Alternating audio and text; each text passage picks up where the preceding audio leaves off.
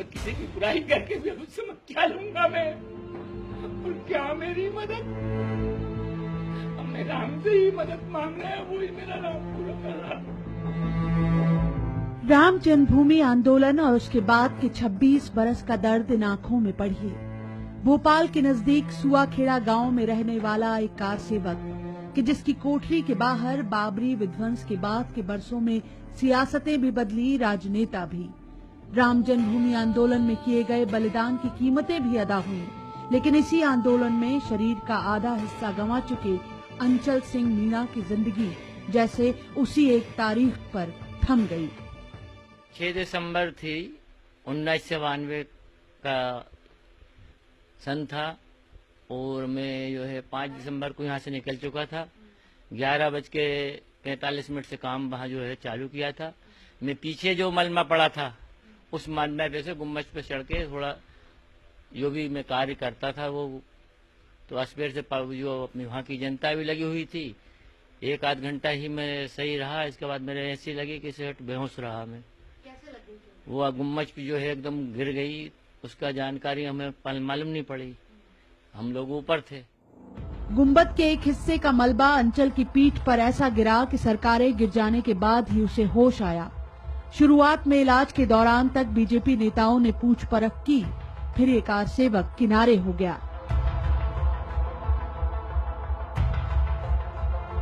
अंचल का अफसोस बस इतना कि बलिदान का हासिल क्या हुआ। 30 बरस की उम्र में अपाहिज हुए अंचल ने पिछले 26 साल जमीन पर घिसट कर गुजारे हैं।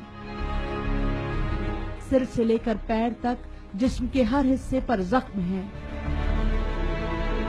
और दिलो दिमाग पर लगे जख्म तो और भी गहरे।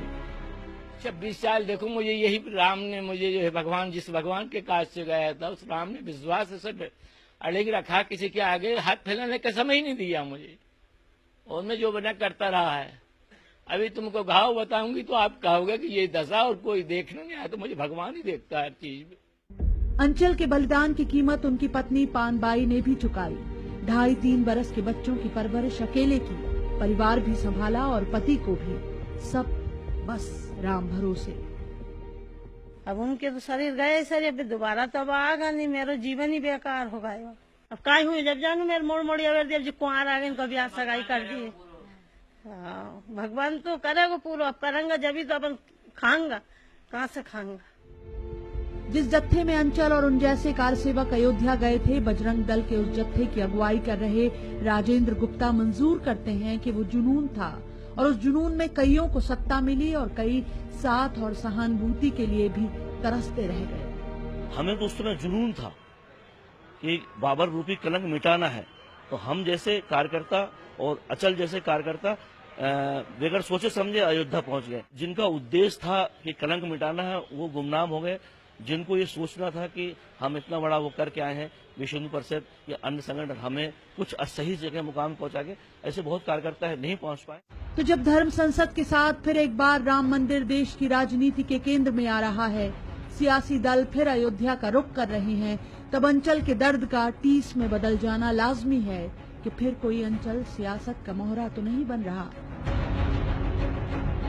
भोपाल से शिफाली, न्यूज़ 18 मध्य प्रदेश।